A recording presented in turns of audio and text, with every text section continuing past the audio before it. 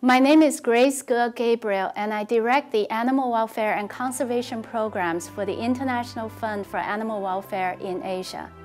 I was 1,000 miles away in Beijing when the earthquake struck Sichuan province in China, and even at that distance, we felt the power of the shock. In a tragedy of this nature and scale, both human and animals are experiencing tremendous suffering and loss. Like this black cat crying out in the debris of the ruined Yinxiu township in the quake's epicenter. Earthquake can break many things, but it cannot break the bond between people and animals. They come to the aid of each other.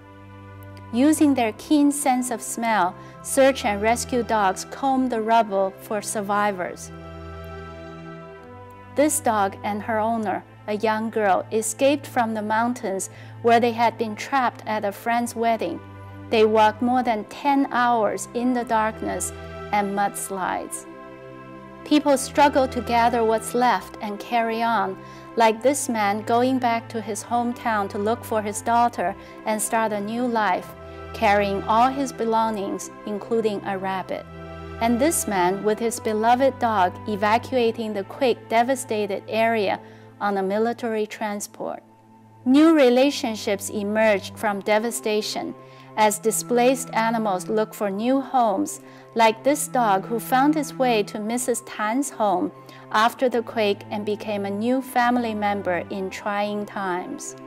The strength of the human-animal bond is emphasized by those who have lost so much but found comfort in being with their beloved animals.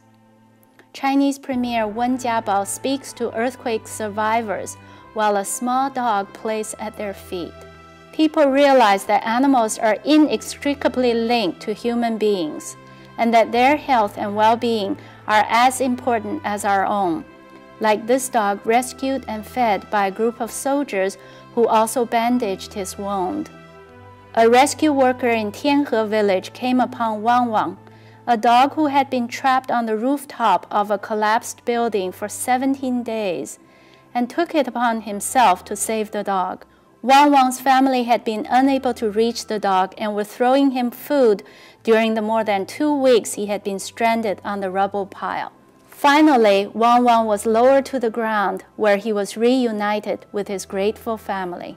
The International Fund for Animal Welfare was able to respond to the needs of both people and animals through distribution of relief supplies, including generators, water pumps, animal food, collars and leashes, and veterinary supplies to local villages in the quake zone.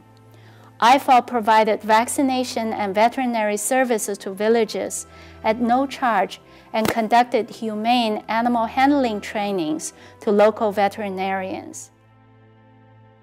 IFAW was the only international animal welfare NGO allowed to work on the ground in Sichuan and provided hands-on help to hundreds of animals. IFAW's emergency team members were also able to help people with minor injuries, educate local villagers about proper animal hygiene, nutrition, and care.